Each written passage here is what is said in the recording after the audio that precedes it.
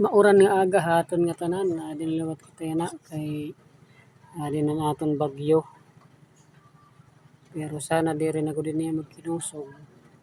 So update ni dinhi among lugar among gadlay niya na iton kahimtang iton hangin nga iton uran nga pabugso-bugso danay naman kumusog danay naman mahinay.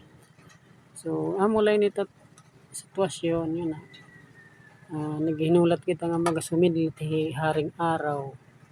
Pero gawaray gud inin na di nga oras ga 2:00 na. So saan na dinhi matitima. Tiya magahangin man. Mulay ta tiya hangin mga kusog-kusog naman hinggamay kuan naman. Amo lang ini aton yun na kay baga mauran adla kita igbaw lukot. Kuan naman mga ginahuna naman para tat mga kakaunan buwas kanat niyan. So untag diri na magakumusog nga aton ini nga bagyo kay baga duro gud naapektuhan. Yan na ibang lugar nagbabaha na. Pinalalian mo tang kalsada diri na baha.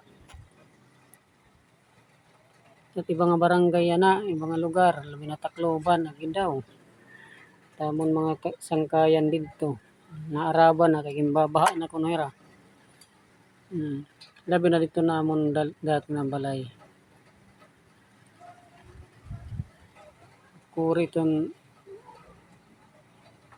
kaayad nga kuan labagin sinaw-saw la kay amo ito tendency gimbabaha gud kita.